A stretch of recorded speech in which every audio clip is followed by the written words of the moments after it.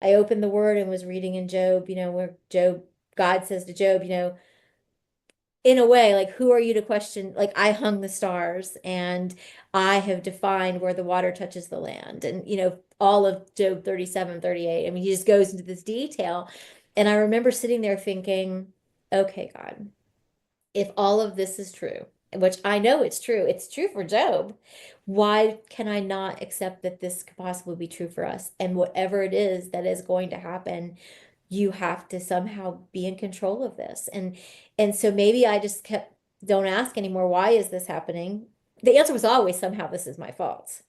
But at that moment I realized this wasn't about you. This hasn't been about you. This is sometimes you just being in other people's circumstances. It doesn't mean you're a bad person. Do you ever wonder where God is at when life is flipped upside down? I'm Sherry, your host, and I created this podcast so that my guests and I could look at the good God we profess through the lens of pain and suffering. What I have learned both firsthand and through the personal stories of my guests is that the God of the Holy Bible speaks beautiful things in the dark. God invites us to give him our pain because he's the only one who can transform the very thing that was meant to destroy us. Our challenge is to trust him in the process so that we might come to understand who he really is versus who we think he should be. Listen in and discover the countless ways in which we can find God in our pain. In the face of life's most challenging storms, it's often the faith journeys of resilience that inspire us to keep moving forward. Leslie Brennan's journey, as shared on this podcast episode, paints a vivid picture of how faith in the God of the Holy Bible, his grace, and our perseverance, our faith, can transform even the darkest moments into a testament of hope and healing. Leslie's faith journey transformed her heart, her perspective, and her future as she transitioned from why God to how can you use this God? We started our conversation at the point in Leslie's life with the revelation of her husband's drug addiction, a discovery that initially left her questioning her own role in the unfolding chaos. The initial blame filtered through past trauma led her to believe she was somehow responsible for the turmoil. However, it was through this painful revelation that Leslie began to see the bigger picture, a journey of faith that would lead her from self blame to a deeper understanding of God's purpose and his extravagant love. Leslie emphasizes the importance of not abandoning faith, even when life's challenges seem insurmountable.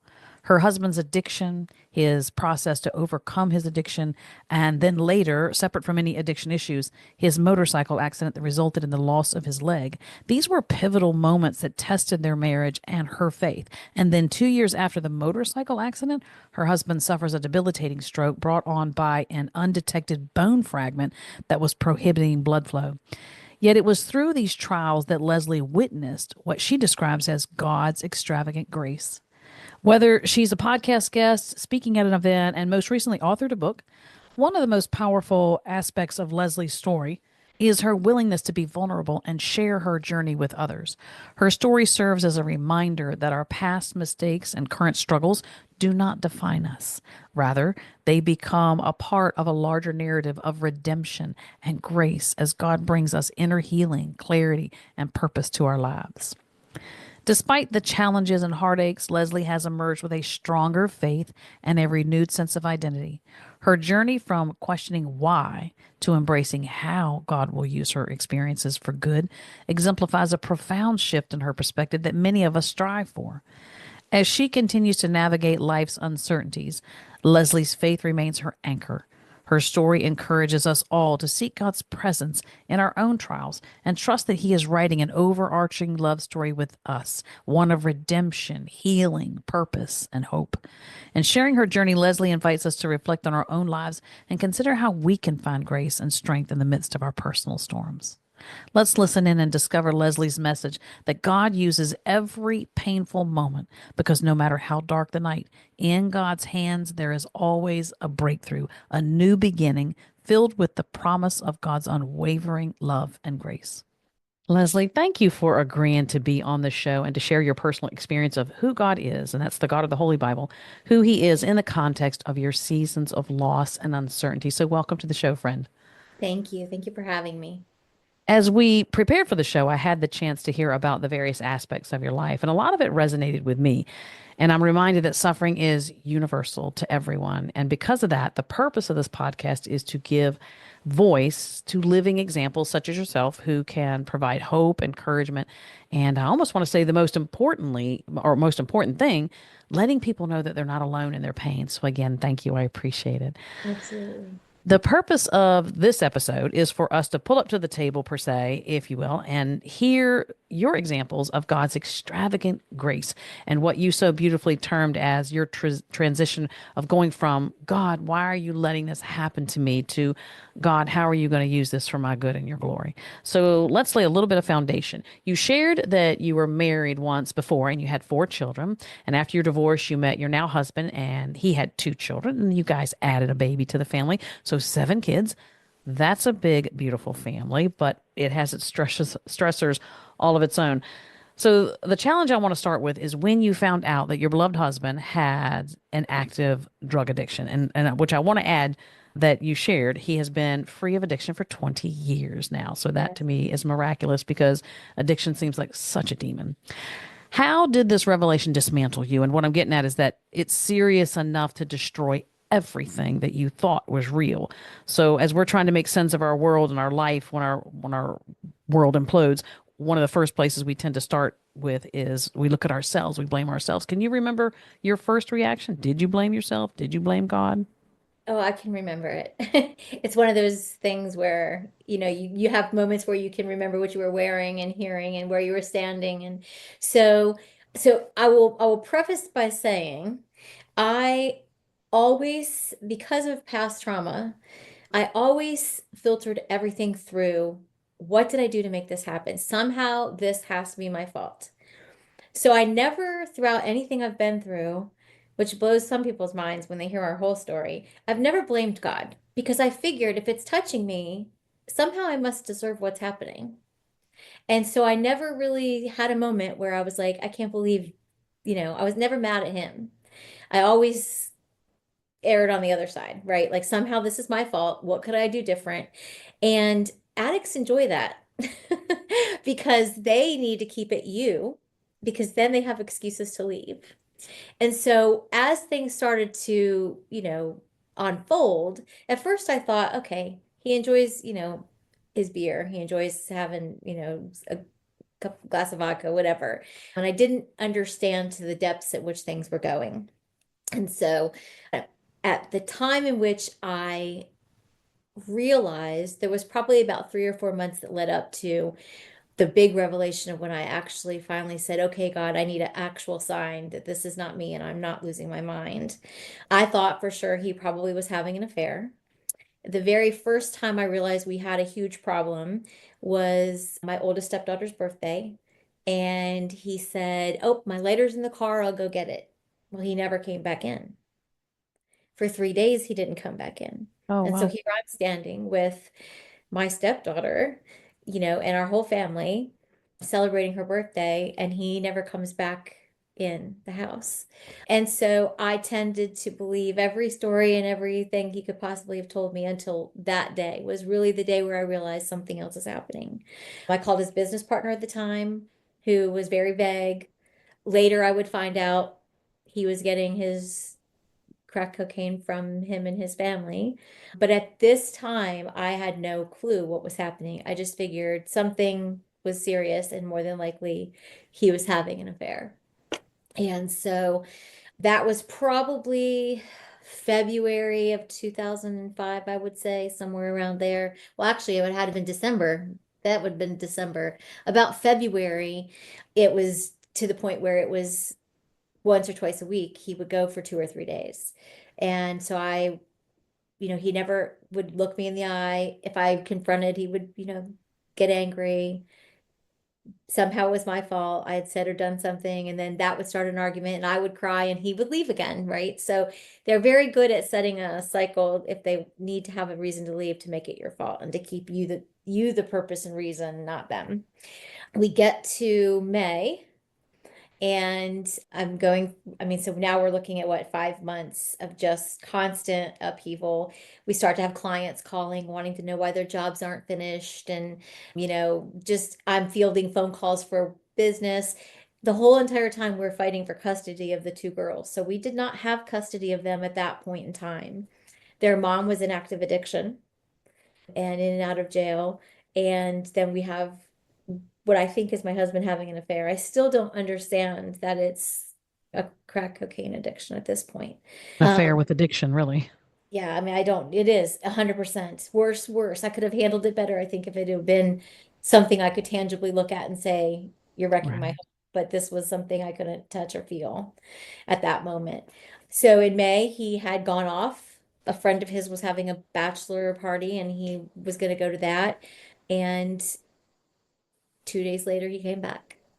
And I had been just sitting in my room praying and asking God, you've got to show me a sign. Well, I never grew up around anything like that, so I didn't understand what I exactly was dealing with. But as he was laying, he came home and he had passed out and he was laying there. I saw marks on his arm and I thought, okay, something's going on. So I confronted him the next morning. No, no, no, it's your imagination. You don't know what you're talking about. And I stood in the kitchen getting the kids breakfast ready and just praying, Lord, I need a sign. Like, you need to show me, like, I need the writing on the wall. Like, right now, bright red color, mark on this wall and say, yes, you're right, Leslie. I went in the laundry room to begin to do laundry, and out of his pant pocket fell a little sandwich baggie with what looked like breadcrumbs. And I called somebody I knew and said, what is this? And they said, that's crack cocaine. He got very upset with me for confronting him. Didn't, again, don't know what you're talking about, and took the truck and left. Now, at this time, before we had gotten together, he had had a drinking problem and he had had some DUIs. So he didn't have a license at this time. So there was 9 of us and I drove everywhere. So for him to take it was not okay. And he didn't come back. And I called the police and they said, if you'll need to file some charges. If you find him, you can file grand larceny charges, grand theft auto charges, and we can help you that way. So I just sat in the middle of the front yard. It was probably 11, 12 o'clock at night. And I was just pouring my heart out to God, crying because I knew I was going to have to figure out where he was and go get the truck before he killed somebody. Mm. At that time, I opened up the checking account. He had been spending probably about $100 every hour going to an ATM, between three ATMs in Norfolk. He had been traveling between the three, pulling out about $100 an hour for money for cocaine. So a girl called me that was friends with his partner and said, I know where they are. I asked her if she'd drive me there. She drove me there. I walked in, I got the keys. I called the police. They wouldn't do anything. So I'm Mm. in downtown Norfolk by Mhm. myself in the middle of the night. They refused to drive me to the truck. I started to walk, and I think the cop had mercy on me and realized if I walked down that street by myself, I was probably gonna get in more trouble than just. They'd be back with yellow Yeah. tape. And so he let me ride. He took me down the truck about 3 o'clock in the morning. I had gotten back home. I was sleeping for finally. And he got a bike from somebody and he rode his bike home and kicked in the door. And that was the beginning of the end Mm. of the journey. I didn't know what to do. I took my kids down the street to a neighbor's house Yeah. and said, I need you to watch my children. Because at this point, I had kept everything a secret. Nobody knew what was going on. None of my family had a clue what was happening because I didn't want them to think bad of him, think bad of me, wonder how I could put them in the situation. But you always think it's going to turn around. Like you kind of hope Yes. that we'll address this and it'll get fixed. And so you Yep. don't want to put them in a bad light Yep. until you're Because you're going to absolutely say the sure. right, you thought, okay, I can say the right thing. Somehow I'm going to say the right thing. And, I did the whole, I mean, so many people, I hear it all the time because since we walked this journey, we've been in the recovery ministry many times and led small groups and things for other people. And so many times people think if I just say the right thing, you can't plead with somebody if you love me. If you love, well, if they love themselves, right? I mean, it's bigger than that. And it's hard if you don't have that addiction to understand it. It's really hard to understand. So I kept it very close to the cuff. I did not tell anyone. And so I had to make that hard phone call to tell my family I need help because he's in my house. He's literally going crazy. He's been on a 3-day bender with crack cocaine and he's not himself. And so my parents came over and we had about an 11 and a half hour intervention. Well, My dad started off by offering to write him a check. How much is it going to take for you just that's a to go dad, away? right? By the end of that 12 hours, he was praying with him and leading him to Christ. And he did leave. I did have him go. He went to stay at his mom's in Hampton at the time. And I just needed to be under someone else's umbrella of protection because I wasn't strong enough Hmm. to, and I didn't even know where to begin, if that makes Right. sense. You hit this place where I remember probably like a week before, I was like, God, something is just wrong. And I knew it for months, but I was just like, this is to the point where I felt almost that sense of impending, like something was going to happen and he was going to die. Right. And I picked up the phone one day and he had been gone for 2 days. And I left a message and I simply said, I have been praying for you. Hmm. I believe in my heart that you're doing drugs, that this isn't an affair, that there's something greater happening. And I just have this sense that something is bad is going to happen. And I don't know where you are right now, but I feel like you need to pull over and you need to call somebody. And if it's not going to be me, call somebody that'll come get you. And you just need to come home and you need to get help. Well, I find out later he's on the side of the road already with the Hmm. wheel falling off of Oh, a car. And he's like, I don't know how God talks to you the way he talks to you, but I'd like him to stop. I'm like, well, he's not going to because we're praying a hedge of protection over ourselves and you. So I that's, love that. I love that God used a wheel that's falling off of his truck because, son, the wheel is falling off your life. oh, I it need is. your attention. Oh, at this point, we've got, customers are calling left and right. There's literally no money left in the bank account. He's completely drained the bank account. We are fighting for custody. We've got guardian ad litem's coming to our house because the mom is an addict, and I'm sitting here like I can't tell you because these girls will end up in foster care. Like, I can't tell you what's happening in my life. I just have to put this facade on that everything's perfect, and that's perpetuated by past trauma of feeling like everything has to be perfect and everything in its place and everybody else has to be happy, for me to Right. have in value. And I do like that you point out the fact that you had never been exposed to that before, so you're not sure what that really does look like. Then add into the fact that you're not, at some point, you're not really dealing with him as the person you knew him to be. You're dealing with an addict brain. You're dealing with a compromised brain, if you will, that because of the poison that they're putting in their body, you're now not talking to the person that you knew him to be. So there's just a lot more to it than simply saying, oh, well, I guess I missed that. And now you're talking about your trauma from past, childhood or whatever. I think it always comes back to your childhood, your family of origin. And look at his trauma. Why is he Right. self-medicating? Like, what did he go through that? And I'm not asking you what he went through because Right, I don't that's want you to true. speak for him, but he's got trauma. And so here's this big ball of wax, I don't know, confusing ball of string that needs to be untangled. But yet God's willing to untangle that with you. So in this dismantling process, I assume therapy was because I'm thinking about how I addressed my childhood traumas and Yeah. stuff. So therapy and searching God's heart. What was your biggest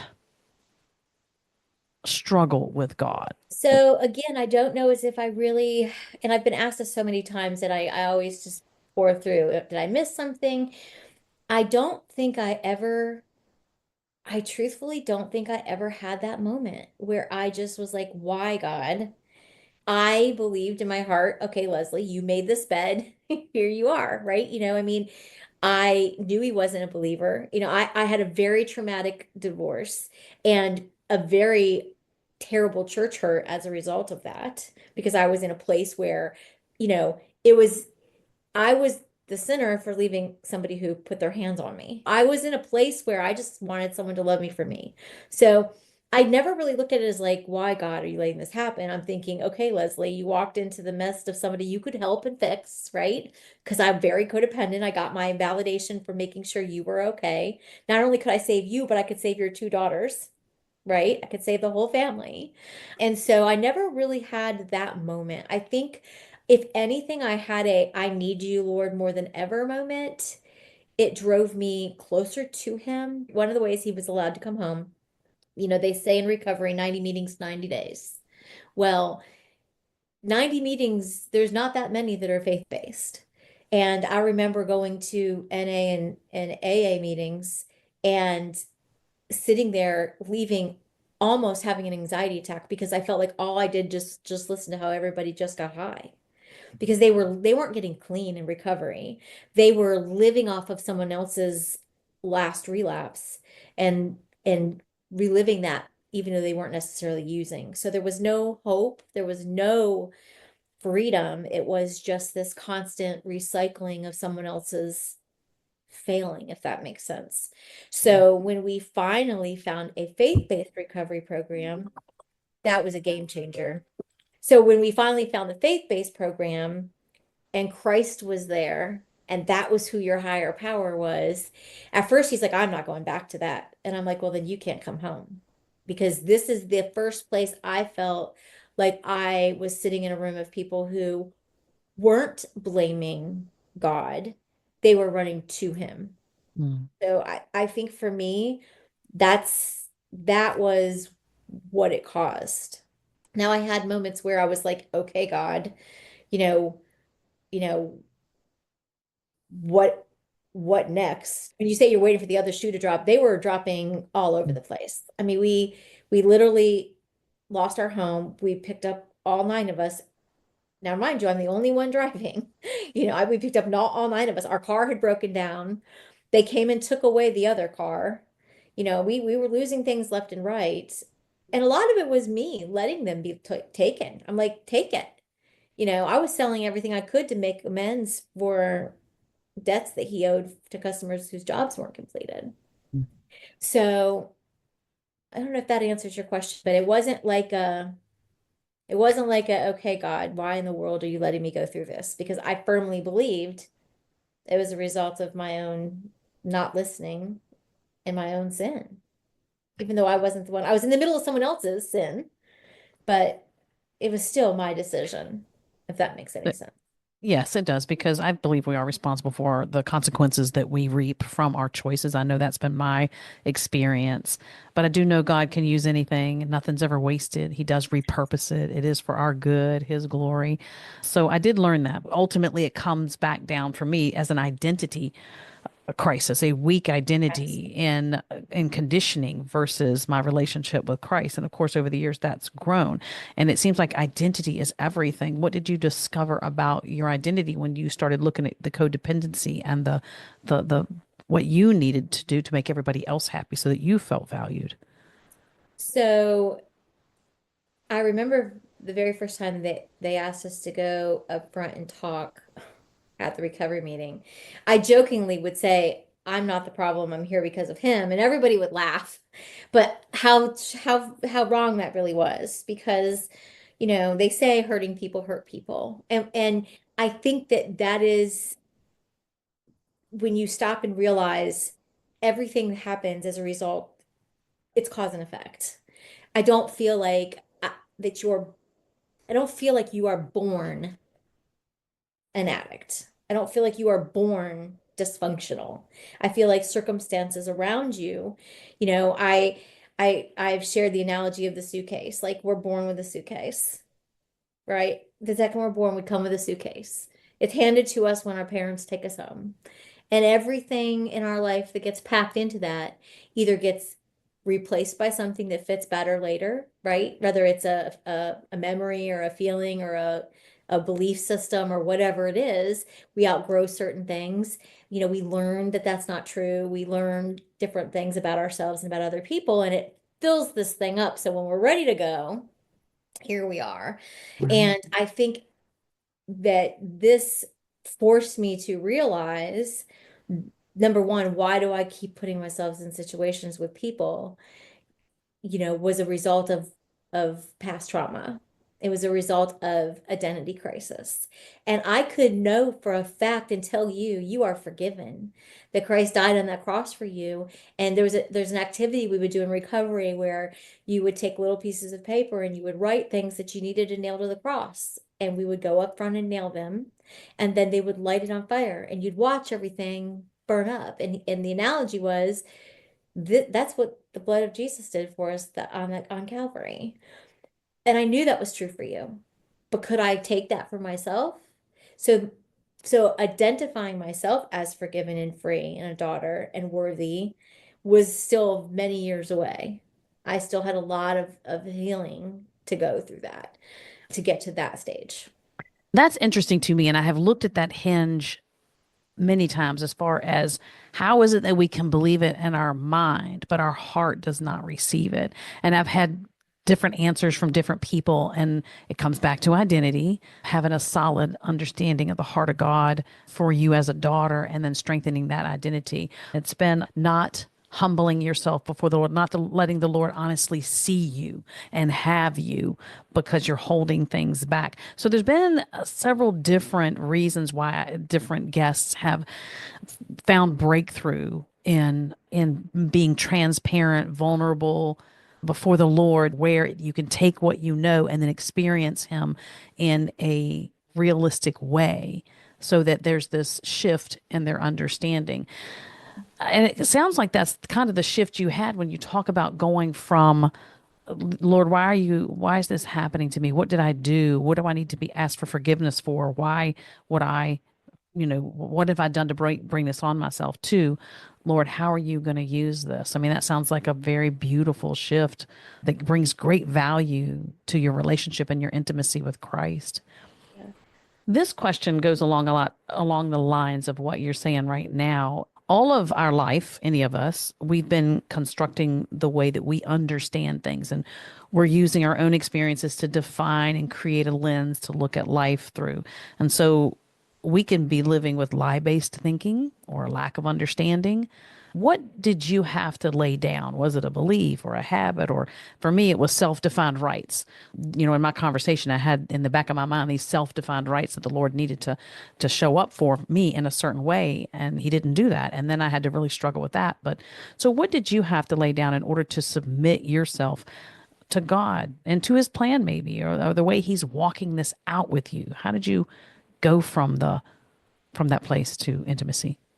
I know it was a slow process. I know that through the first probably 10 years, it still felt more about fixing everybody else, so letting everybody else get whole. Probably the next five, up until probably 2018, it was probably, all right, Leslie, we can start to unpack some things. But I still had those parts that I was scared to unpack because somehow I identified them as my fault. There are things that touch our lives that are really not anything to do with us. We're walking in someone else's sin, someone else's circumstances. We get the fallout from things, from other people's brokenness. And so those parts of my story I held extremely tight to and very guarded. And so my family went through a series of craziness in 2019, 2020 that just, it was sort of like, now I look at it like, I'm trying to figure out the best way to say it. There was zero way they could have been my fault, right? It could zero way. And I started to realize that He wasn't a God. I knew He wasn't a God that would punish people, but somehow I felt like I had to figure out a way to atone for stuff that just wasn't mine to atone for. And so I started in therapy loosely.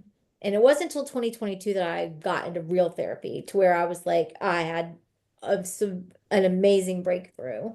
But I had to really systematically in 2019 lay down the fact that I literally, as much as I tried to control everything, I literally had no control. I believe fully God uses everything and he will restore the years. It may not look anything like we think it should or will, or possibly can imagine. It will feel like a story. It felt like I was standing outside of myself looking in. You know, April of 2019, my youngest son had a severe accident. He was carrying a mirror out of our house and almost cut his arm off. 6 hours they reconstructed to put all of his tendons and ligaments and everything Wow. back together in his arm. Two Wow. weeks later, my granddaughter got attacked by her babysitter's dog and was rushed to the emergency room with part of her face bitten Mm. off. 2 weeks after that, my other granddaughter stepped on hot coals, someone buried at Chicks Beach and had to go into CHKD. So we just went through this season where it was like, okay, and he kept showing us who he was and he kept showing me who he was, and it was kind of in those moments where I was stripped of, I was at the bottom, but a bottom I hadn't couldn't have possibly imagined or created, where he was just like, I'm going to show you who I am, I'm going to show you who I am, and that's all I kept hearing from him. 2020, I had these grand plans. I started off the year thinking, okay, we just went through hell and here we are, we're gonna make it. I remember sitting at the campfire out at RV park. I remember sitting there. I had my calendar out and I'm like, let's plan a fun year. With after the year we just had. And of course, people were sick and nobody knew what was happening, right? So it's the start of COVID. My husband went in March that year and jumped out of an airplane. He said, I want to go skydiving. And he did that. And, we just like all these things that, that we wanted to accomplish, we wrote down and planned. And fast forward to June, and he had a motorcycle accident. It was the busiest time in my career and things were going fantastic. And a lady ran out instead of stopping at a stop sign and changed our whole world. And I think in that moment, it was as if I was sitting inside of a box and I could hear and see faintly everything happening around us for 30 whole days. And I remember, I think I shared with you, we were sitting in the hospital one night and he held my hand and he said, Don't let my hand go because I know I'm dying. And he was very sick at that point. He'd had 4 surgeries at that point already in less than 7 days. And he had, bacterial infection in his blood and his bones from losing part of his leg on the road. Our roads aren't clean in Virginia Beach, go figure. But he was super sick and he thought he was dying. And I sat there and he was squeezing my hand, and I opened the word and was reading in Job, where God says to Job, in a way, like, who are you to question? Like, I hung the stars and I have defined where the water touches the land. And, all of Job 37, 38. I mean, he just goes into this detail. And I remember sitting there thinking, okay, God, if all of this is true, which I know it's true for Job, why can I not accept that this could possibly be true for us? And whatever it is that is going to happen, you have to somehow be in control of this. And so maybe I just kept, don't ask anymore, why is this happening? The answer was always somehow this is my fault. But at that moment I realized this wasn't about you. This hasn't been about you. This is sometimes you just being in other people's circumstances. It doesn't mean you're a bad person. At that moment, I realized, okay, God, they tell you to, in recovery, when you can't figure out what's happening, you trace back his hand. You Mm. play the videotape backwards, you rewind it, and you figure out where he was in all those pivotal points in your life and how did he get you through. Now that you can see, and hindsight's 2020, where was he? And that's the moment when I realized, and I started to just write and write and write and journal all the places in my life where he had been there. And the ones Mm. where I couldn't quite see him are the ones that I would later deal with in counseling and in therapy. But he was there, but I needed someone else to walk me through because I didn't want to open those doors. But in that moment, I really realized I had to lay things down and see it in a different way. There's a lot to be said for repentance and accountability for our actions and stuff. But again, God's never afraid of that. It isn't really about us. It's about creating connection with Him in the midst of bad decisions, or whether they're your bad decisions, somebody else's bad decisions. But that connection, because one of the things God impressed upon my spirit was, Sherry, I don't care what this world tries to do to you, throw at you, label you with, but you keep your eyes on me because I'm writing a much bigger love story with you as the individual I created you to be. And it's so like the Lord to strip away all the things that we think are the problem or we think we need, and He removes them. And then it's just you and Him, me and Him. And then He wants to reveal to us who He is in that context. I can't tell you how many times I missed an opportunity to discover Him because I started praying things away. Lord, take this pain. Lord, move this. Lord, do that. Lord, move on here, move that. And I didn't slow down enough to say, like you're asking, who are you in the context of this situation? What do you want to be for me? How do you want to reveal yourself? Because that was some of the most beautiful times. And I say, in exchange for my pain, God gave me the beauty, the revelation of beauty of who He is. And it sounds like that's what He was doing for you as Yes. well. As crazy as it sounds, and most people don't understand, I had the most peace that I think I'd ever had. The only thing we knew for certain was that He was going to see us through. We had no idea what it was going to look like. I mean, there were moments where we talked about what would happen next because we weren't sure He was going to make it, you know, but there's some kind of, I can't explain, I still can't really put it into words, that feeling of just, it is, the common, I liken it to, what Peter was, Jesus is asleep and Peter's like, we're sinking, you know what I Right. mean? And He's like, just relax, and it's gonna be fine. It's all right. Storm, stop. Everything's good now, And that's at that moment I realized that was for us. Yeah. That was for me. It takes incredible courage to let God be God Yeah. because we have our expectations, we have our ideas and our understandings of how He should, would, could show up because we do know that He can bring the dead back to life. We've seen that example, and I've heard people, lay hands on and bring somebody back. But when He doesn't do it, Yeah. that's when it's really hard. Now you've got another level of sitting with Him in that be still context and just letting Him be who He is. And I felt like I got everything stripped away to the point where I really didn't have any option. But boy, did that turn out to be a beautiful situation despite the great pain and the great confusion of it all.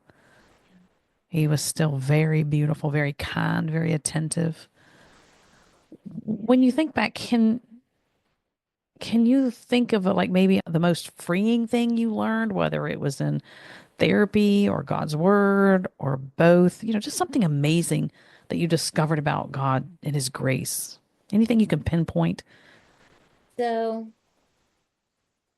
I think the moment I had gotten invited to a virtual pajama party December of 22.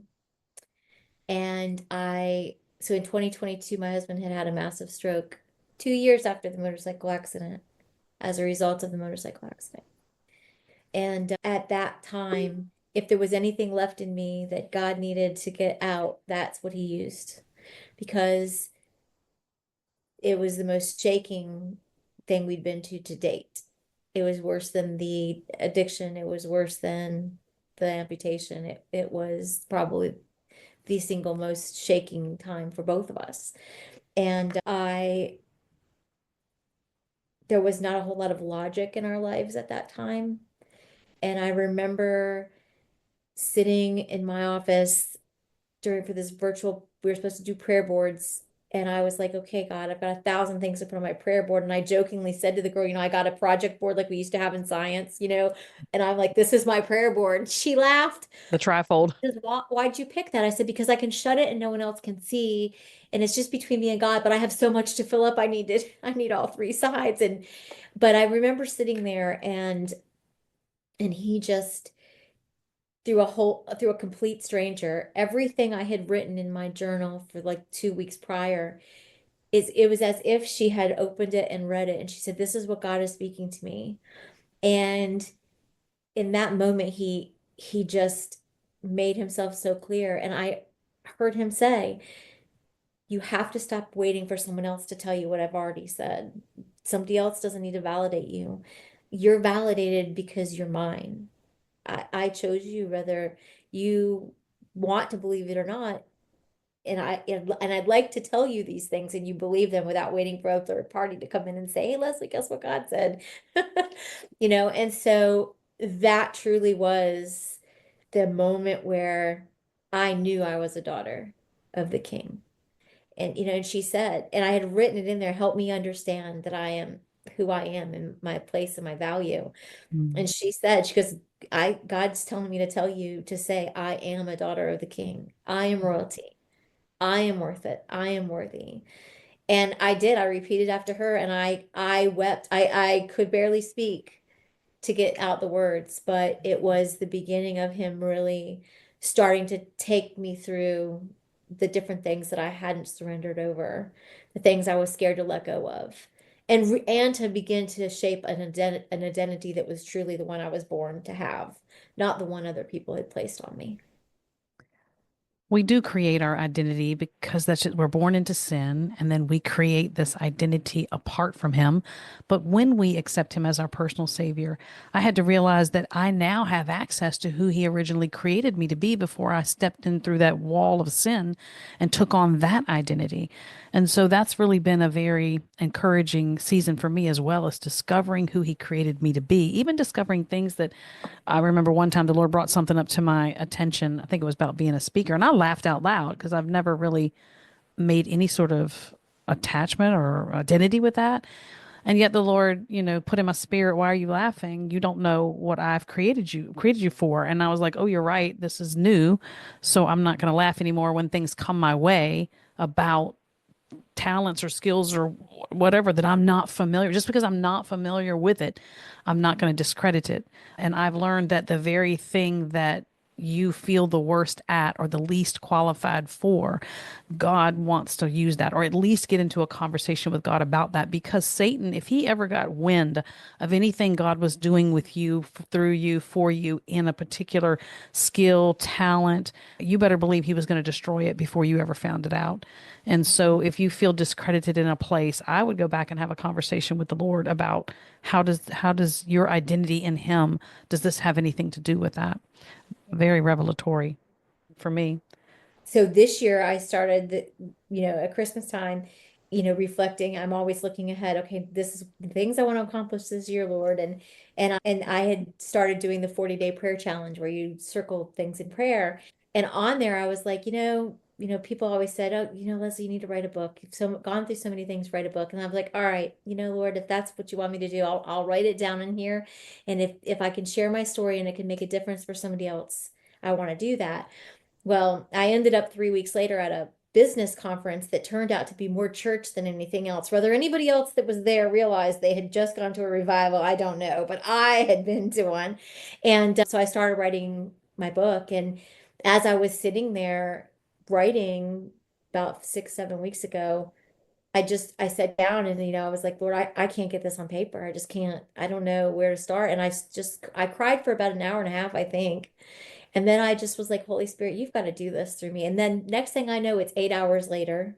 My husband's like, "Are we eating today?" And I'm like, "Well, it's now almost 9 o'clock. I've been sitting in this chair writing for a really long time." But it's true. The Lord just, he he made it very clear, that it's that woman at the well. Like, he didn't pick people who were qualified. He picked the people who everybody else thought were very unqualified, and he qualified them. And it's through the things they've gone through. And I think a lot of times we grow up thinking, I feel like that a lot of us my age, mid 50s, we early 60s, we go through this section of time where there was no grace. I mean, it was you don't tell people what's happening. You don't, and so to learn what that feels like and to learn that it's okay to share and it's okay to be vulnerable, because there's a lesson to be learned through all parts of your story.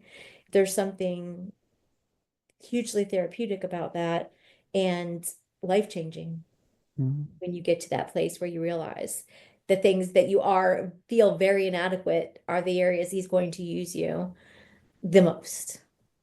I And agree. you buckle up, right? Yeah. Buckle up for the ride. You're right. Exactly. So, kind of to bring everybody up to speed, because we jumped around a little bit, but in 2020, your husband is in a motorcycle accident. He loses his leg, and he is also, it's compounded by other illnesses such as the bacteria in his blood and his bones, the dirt, the grit that got grounded into his flesh and into his bones. I just think about all that you've been through, and you're growing stronger in both your commitment and your relationship. But the enemy is never happy when God's children are maturing and growing in intimacy with him. So now 2022, he has a massive stroke from the motorcycle injury. And can you talk to us a little bit about that? Like what Yeah. happened in 22 years later that now Yeah. even robs you guys of more? Yeah. So that was probably the first time in my life where I was like, okay, God, I don't know how strong you think I am, but I cannot do this. Right. This is me telling you that I'm done. I can't. So during the motorcycle accident, he had fractured his skull from one side to the other completely, straight across, and his skull had lifted and gone back down. He'd fractured his socket over his right eye. And so during the course of this, what they assume has happened is part of the cartilage surrounding your thyroid had fractured off and had pushed over up against one of his vertebral arteries, trapping a whole bunch of blood and everything behind it. And over the course of years, I thought he was having absent seizures. He was actually having mini strokes. Now, we know that now. But believe it or not, none of that was the presenting problem because here we are, trying to deal with his leg, and so though they did have neurology and everything else looking at him, at that time, there was no way to know that this was going to present. So March 8th of 2022, I had finished showing homes. He'd gone with me because it was a friend of ours that I was showing houses to. We got home. He said, I'm going to go feed the animals. And I said, okay, hurry up. My girlfriend and her husband were living with us while their house was being built, and she'd made crab boil. I was like, you got to hurry up and eat this because it doesn't warm up well. 45 minutes, he still hadn't come in. I open the door and I hear him faintly hollering help, and he'd been outside for 45 minutes. And I rushed outside, realized there's no way for me to get somebody in who, he has a left leg prosthetic, which means he cannot feel when he walks like we can. And then he has now got an entire right side of his body that's he can't feel. So getting him inside was a fun chore. But we got him in. He refused to go to the hospital. The next morning, he did not know who where he was, did not know we had 7 kids, believe it or not. He didn't know, we couldn't name any of them. Didn't know we had animals, didn't know whose house he was in. Wow. And I basically told him, I said, listen, I'm done. I have medical power of attorney. You can go the easy way or the hard way, but we're going to the hospital. And my friend's husband helped me get him in the car. We got there and he's like, the lady's like, how can I help you, sir? And he's like, I'm not feeling so good. And I said, he just had a stroke.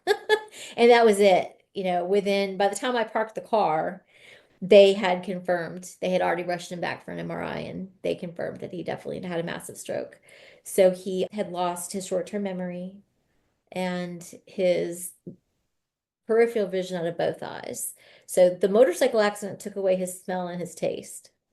The part of your brain that this little piece that sits at the top that controls that was severed. So he can't taste, he can't smell. Now he can't remember, and he can't see out of either eye to the right.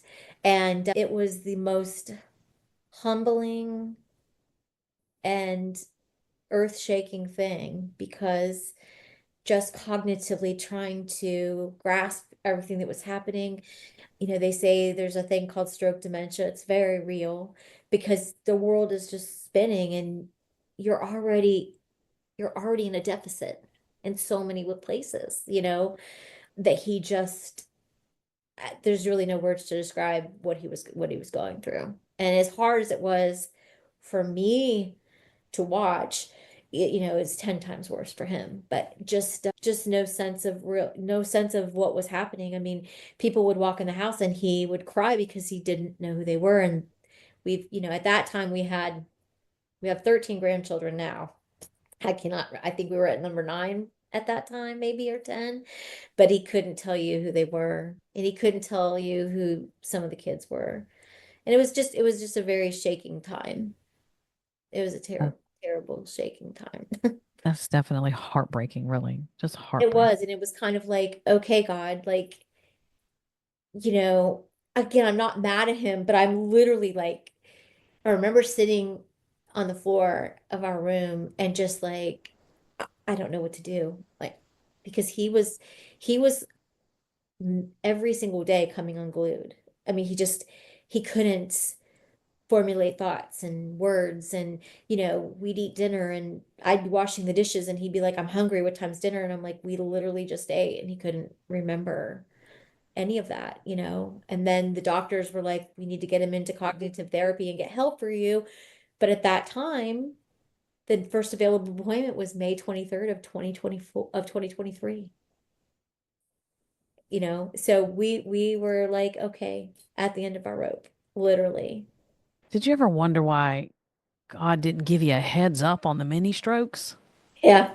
I mean, well, when I look back at it, when I remember sitting there with a neurosurgeon, and God just blessed us because the man that ended up helping us, for a neurosurgeon who'd been a neurosurgeon for 20 years, to hand you his personal cell phone number and say, you call me and I'm going to get help for you. I mean, he did. He got us into for help within six days because Wow. I mean, it was bad, and he knew I think he knew in that office that day. I don't know if I could do it anymore. I mean, we were done. And when I talked to him, he's like, what you were seeing, had anybody been listening when you were telling them, you were seeing signs that he was headed towards a massive stroke. But hindsight's 2020. I mean, you're Always. telling doctors these things and they're hearing you, but they don't hear you. When I'm saying I walk in a room and he's sitting there with his eyes wide open and I think he's literally died in the chair, and 10 minutes it takes me to get him to understand that I'm in the room, or even get a pulse that's not faint, and Wow. I'm thinking, what am I going to do? I mean, obviously everybody said you should have called 911, but you know, in the moment you're just like, what is happening? But now I know. Yes. Do I want him to have said, okay, Leslie, watch out for this? Yes. But, at the same time, I think that there's moments where it's super hard when you have somebody who's super independent and then something happens, and I'm trying not to mom him. You know what I mean? Like, I mommed him through recovery, or at least I tried, until that didn't work. And he had to find out he needed it on his own and heal. And then now the accident, letting him do things for himself and letting him fall and fail physically, mentally, and emotionally, you know, but that's what he needed to do. So I don't know, maybe had God said it, he would have had to have been receptive to hear it too. And I think at that point, it was just like, you Yeah. know, it's just one more thing. Yeah, because sometimes it can just become an argument, and that's just Yeah. something nobody really wants is just an argument with no resolution.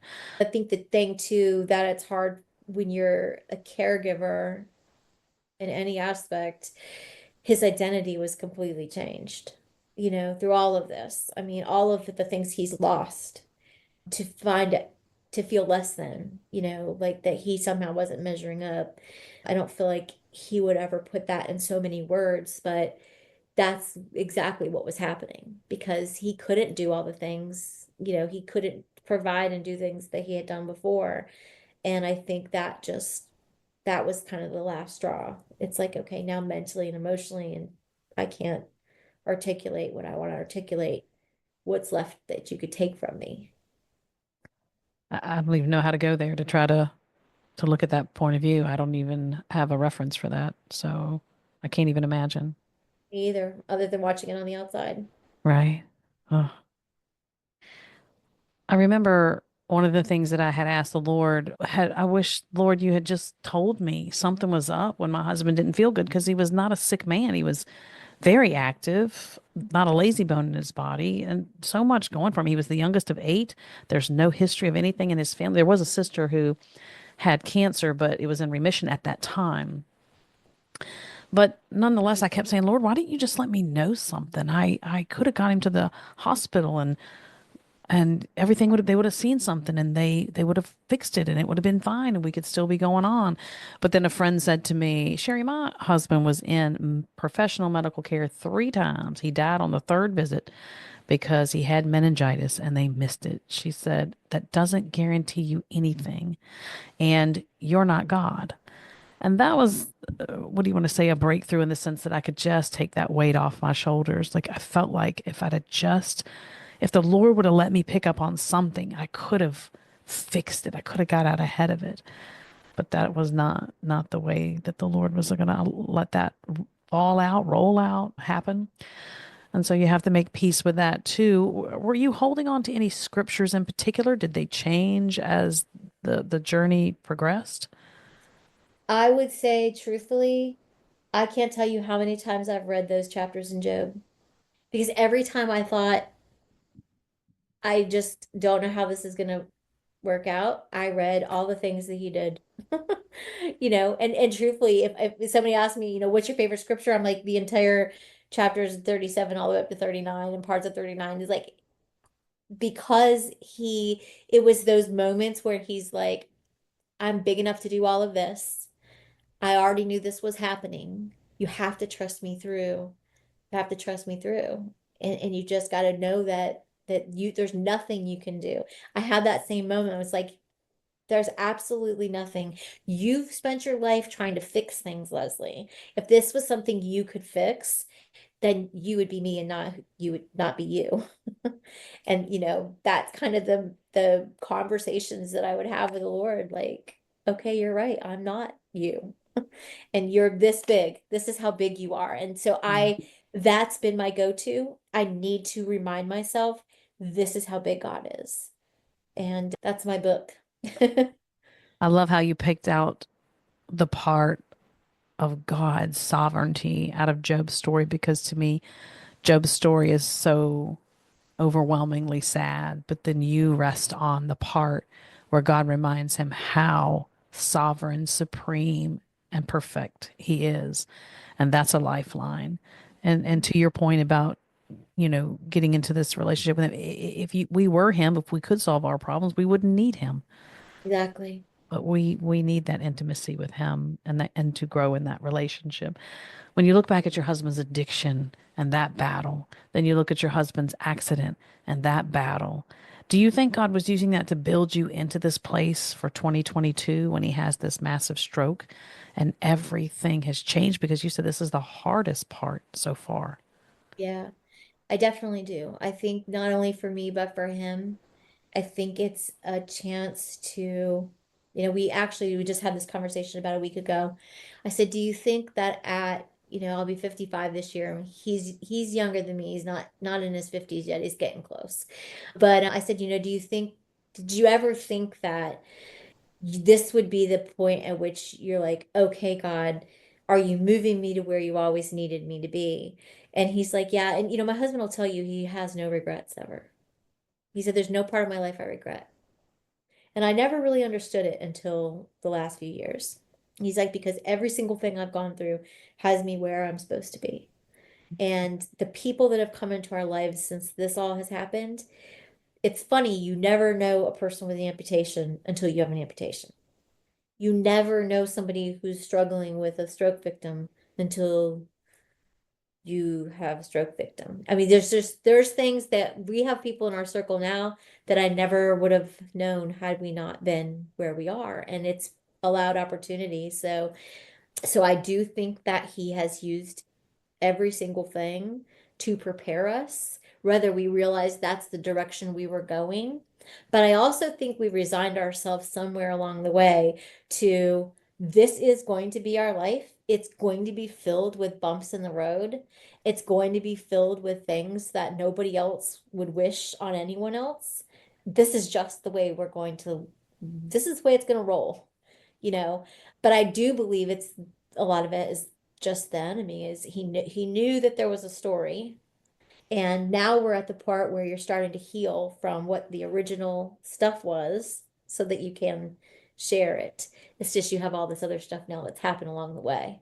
So I guess it makes for a better read, as my friend said, it makes our life a better read because it's got a bigger, wider touch than if we just, stayed in a little box and lived a safe life. So sometimes I would rather have had the safe life, but hey. Well, it does remind me of the power of submission to Christ, not the power of submission to this is just how our life's going to be. Let's just brace for every bad lump and bump that's coming. But surrendering and submitting that your life is going to have lumps and bumps to the hands of Christ, and He is trustworthy and He is faithful, and He'll see you through it with the beauty of His presence and His ability to bring value to things like that. That's a lot of hope for somebody right there. Absolutely. Because if you read it's in Hebrews, right, where everybody if you break apart all the people in history that he's used throughout the word, it wasn't the people with just an easy go, happy go lucky life. I mean, the Bible's full of stories of people. If there's a book, Bad Girls of the Bible, and but I mean, seriously, there's the people who made the biggest impact, the people who make the biggest splash, right? There's a story. And if you can just learn to rewind the tape. I mean, it's crazy, but when something happens, I have a friend that is not a believer, and we've had more talks about God in the last 3 months. And she says to me a week ago, I think I need Jesus. And I said, when you are ready, I'll pray with you. We can pray right now. But she's along for the ride because as things happen, sometimes I'm like, okay. She's like, why do you always do that? You'll go back and you'll recall certain things. I said, because I am playing the tape back because I need to see where he was and how he showed up so that I can remind myself he's here right now. There will be a story. There will be another chapter. There's another part of my story that he's writing. And that's the process I have to trust. Otherwise, I think you go crazy. If I you beat agree. yourself up, why is this happening, God? I can't do that. I had to switch the script and say, all right, how are you going to use it? I have no idea. And I've been able to find a piece and just sometimes I only have to say that once and I just roll with it. And everybody's like, what's going on? Like, I have no idea, but you know what? I'm along for the ride and we're going to see what happens at the end. I mean, there's no, I think I would be anxiety ridden after everything we've gone through had I not. And I think in doing that, I've been able to see him start to redeem things and bring things full circle Mm. because I can rest in that. And that seems to be what other people notice. And that was never my intention, but inadvertently, they notice when I'm in that place of rest. I am reminded of something when you were talking about looking for God to see where He was. I had one of my greatest breakthroughs over a childhood memory that just would continually bring back not nightmares per se as an adult, but just feelings of inadequacy and angst and whatnot. And it was over being abandoned. And I asked the Lord and took this one situation that stuck out to me as a marker of this vision that would come back to me all the time. And I asked the Lord, where were you? And He showed me where He was. He was walking beside me, had his hand like on the middle of my back between my shoulder blades, and he's looking down. I don't know if he's talking to me or just listening to me, but I was little. I was probably 6 or 7. But that broke off that last bit of the abandonment that I had attached to my identity.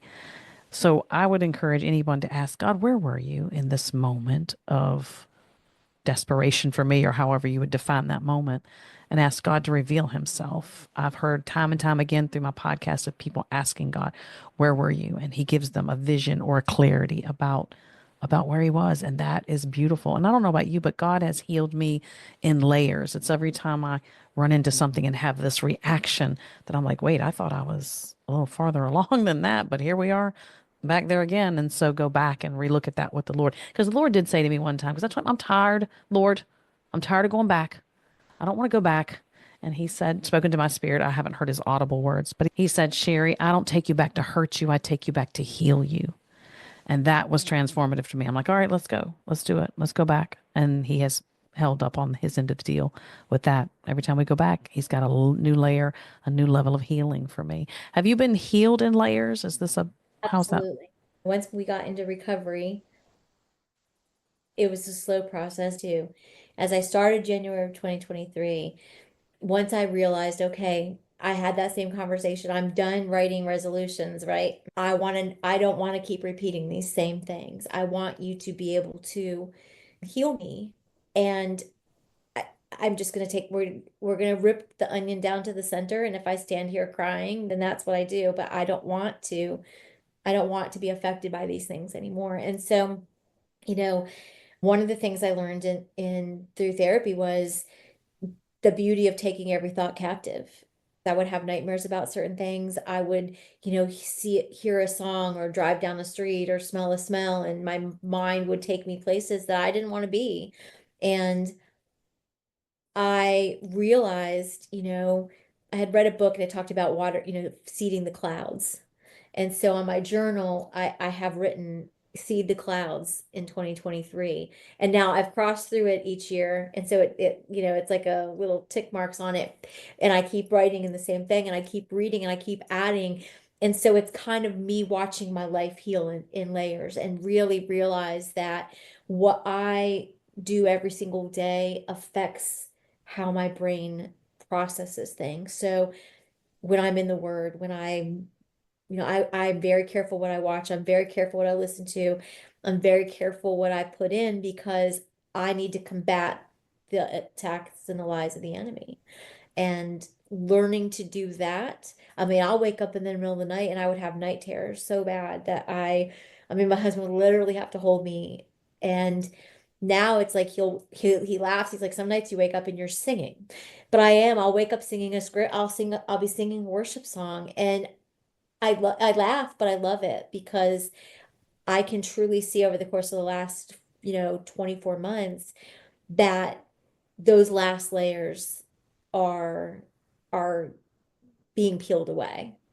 And so much so been pretty close to the cuff on how many people I've shared with, but I made a decision. I was like, Lord, I hide behind my weight because of that. And I sit in front of you talking today, 120 pounds less than I was January 1st of 2023, Wow. That's and incredible. probably 300 pounds less in emotional and mental baggage that I laid down that allowed me to even do that. And it's funny because I don't see what everybody else sees. People in the last probably 3 months have been like, you've lost a lot of weight. And I usually just say, thank you, because I still struggle. When I look in the mirror, I don't see what everybody else sees. I still will go to the same exact store I've shopped at almost my whole life. And the lady's like, nothing here fits you. So you can't shop here anymore. But it was a sobering moment to realize that it was truly about the things that were happening inside of me in my thought life. He had to heal me mentally and emotionally. And he used a lot of what's happened over the last few years to really show me that, you know, the stripping away. I keep saying that, but it's like if there's nothing left to take but your actual life. And that's kind of what he's walked us through to get us to the place where we really are resting in who we originally were designed to be, not what everything else that was put on us. And that's the biggest lesson, I think, and the biggest takeaway for me is just getting to that place where those things no longer hold power. If they happen, they are a split second, and I can assign a truth to them that quiets it. And that's the biggest blessing ever. And that's the freedom in Christ. Absolutely. Look what you've discovered in the very midst of pain and suffering. Look what you've been released from. Look what your identity, how it's strengthened. Look how God has shown you himself faithful in the darkest and what I would consider where your life is on the very edge. Yeah. Maybe even your mental life, maybe your physical life hasn't been at risk, unless, of course, I was going to say, unless, of course, you've considered taking your hand to yourself, but Oh, I'm not going to add. twice. But Oh, yeah, I okay. mean, I would share. I mean, twice. There's been twice over the course of all of this, you know, that there was times where I'm like, I don't care if I even wake up tomorrow, Mm, and just, and I know that that was the enemy of my soul. He's like, he knew, I believe fully he sits and watches and thinks, okay, they're not, you know, nothing's knocked them down. And the more you run to the light and away from that, and I think that's the choice that we all have to make, right? Whether it's recovering it from is. any addiction, whether it's recovering from any disease and illness, at some point we all will be called home, but you have to make a decision in your mind to take every single thought captive and bring it into obedience. And and there's times where I didn't know anything but to say but the name of Jesus. Sometimes that's And, the only word I could say. and it's enough. It's enough. It's enough. Can you define the difference between grace through a religious lens versus grace through a relationship lens, specifically a relationship with God? So, yeah, it's funny. I don't know as if I ever grew up in the church, but I don't know as if I ever knew what grace looked like. Grace to me looked like something that here was perfect, but back here was a hot mess, but you don't tell anybody. So that's not true grace. You know, grace is the fact that, and that's why I will go through and find the stories in the Bible. I mean, he sat with a woman at the well who had however many men she was sleeping with because that's true grace. That's him not caring. He didn't see her for who the world saw her as. He saw her for the fact that that was somebody he died for or Mm. was about to die for, right? And so that's to me it's that knowing that it's not a get out of jail free card. It is realizing that you there's absolutely nothing you could do to deserve it. It's knowing who you are. You're getting your identity from who you were created to be, not what the world tells you, not your circumstances. And it is the exact opposite of so many of what religion says it is. It's not gonna fit in a box. It doesn't. It's not this perfect person that sits there. It's not. And I think that's the biggest thing. I've had more conversations like, you know,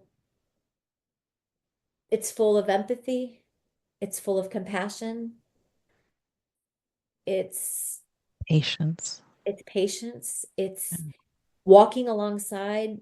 It's somebody that walks alongside you. It's God saying, I'm going to walk through this with you.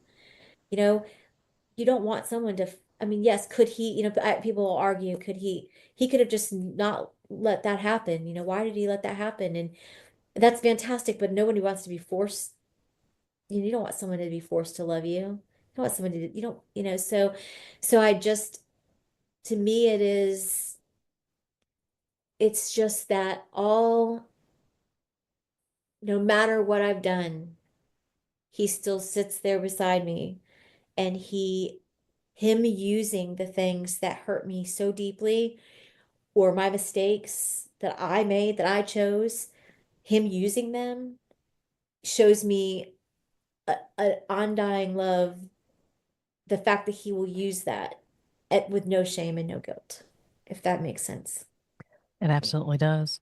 I think I will May I always be in awe of the fact that God can take, will take, does take the very thing that was supposed to destroy you, whether it was just to sit you in a corner and shut you up, whether it was just to kill you mentally or emotionally or whatever, or get you to take your hand to yourself and kill yourself physically. But God takes that very thing and turns it into something beautiful, even if you never had this conversation or promoted your book or had a book or wrote a message.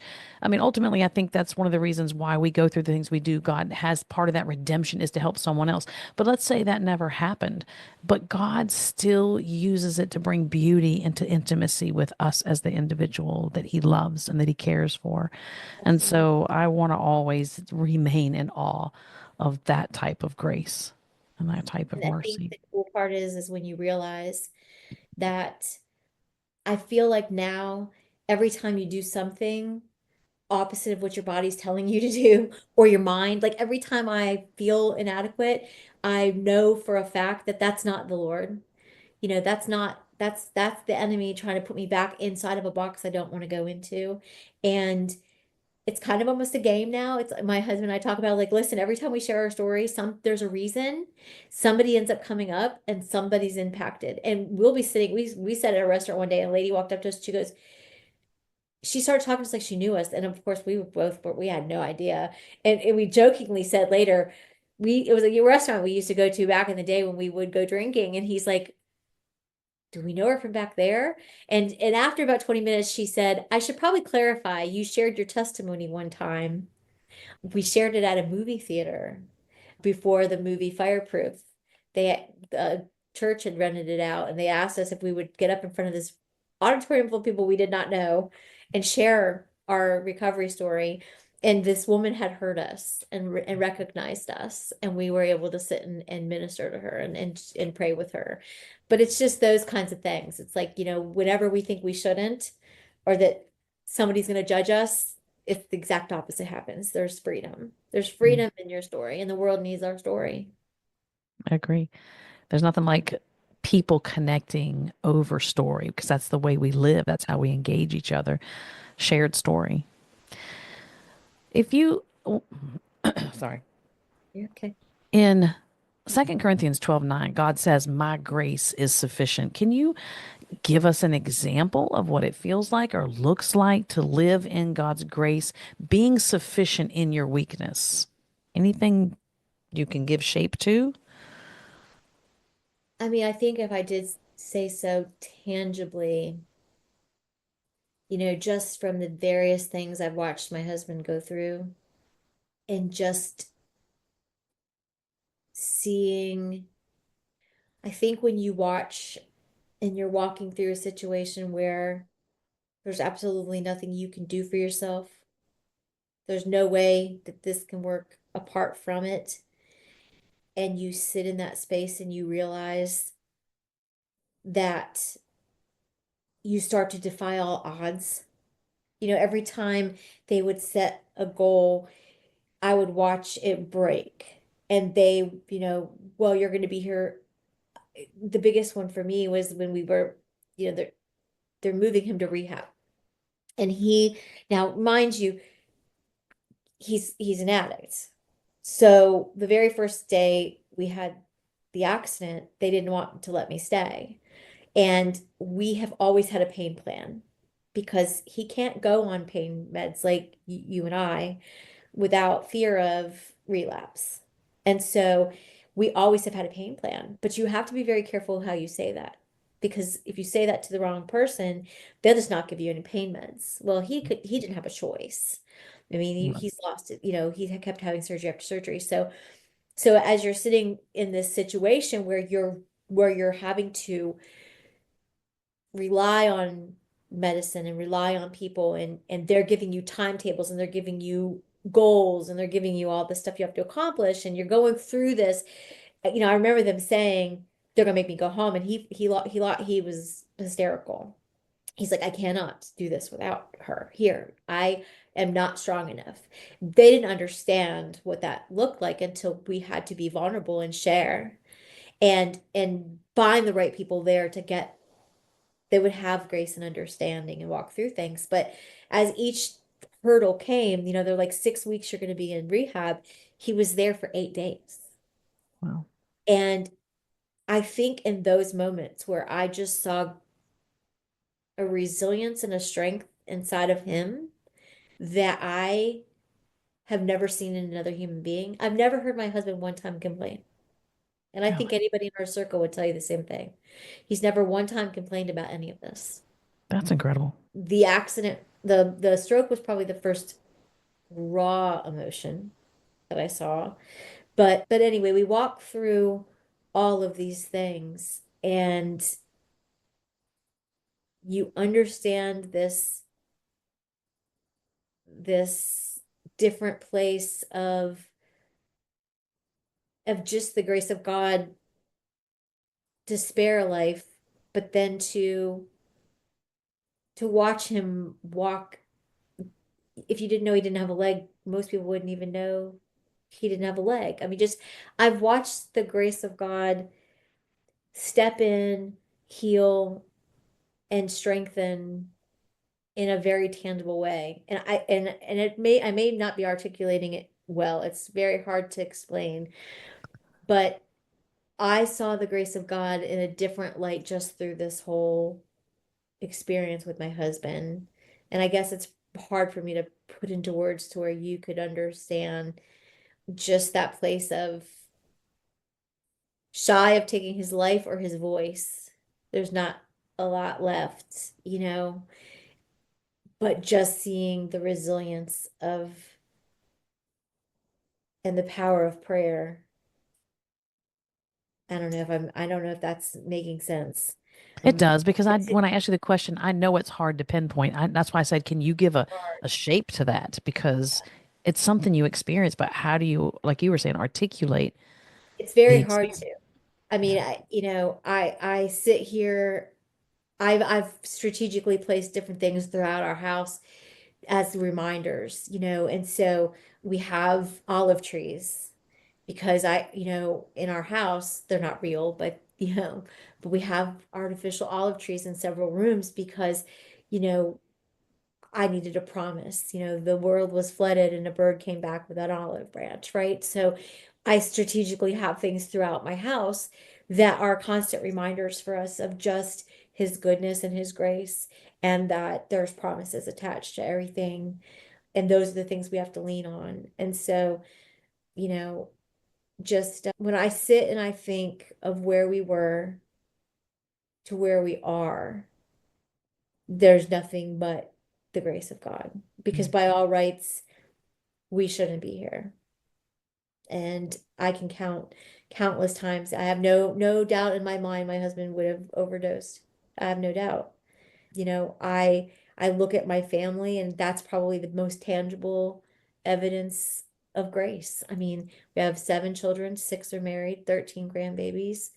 We have just to a family who everyone had counted out to being in a place where we are helping others, sharing our story, watching our family grow. That's the most tangible evidence of grace that I have. And a beautiful example of grace as well. We're running out of time and I hate it. This always happens. Well, we're not running out of time. We ran over. And that always happens when I'm having a great conversation. So I've held you long enough. But how is your husband doing today? Like physically, how's he doing? He is doing well. I say that we're probably about to have to purchase the eighth prosthetic. They're very expensive. They're not fun to pay for, but we've And I been really guarantee you, blessed. I was going to say, and I guarantee you insurance does not pay for it. They do pay for it. Okay. We pay when this all first happened, we did not have insurance. We were pay as we go because we were very healthy. Right. This was $1 million medical expense the very first with the very first go around. But so he's doing well. We've learned we're very much a routine that helps with the short-term memory loss to just put everything into a daily routine. He's very much a creature of habit, and that helps him function and remember things. But he's doing well. I mean, he doesn't work anymore. He's not able to really do what, a 9 to 5 kind of thing, but he has built a beautiful shop, and he builds wooden things out of wood. And he just got some of his crosses that he makes, these beautiful American flags and beautiful crosses in a home, old-fashioned buckets. And that's what he loves doing. He really enjoys working with his hands. So that's something he can do when he feels up to it. He does it and he sells them, and that's what he's enjoying doing. So he's doing well. He's doing well, all things considered. Good. I'm glad. What are you leaning into God for this year, next year, for the future? Oh. Well, I ask him every day, could we just be done? Give us a challenge that's not a physical one. Right. I You don't know, blame you.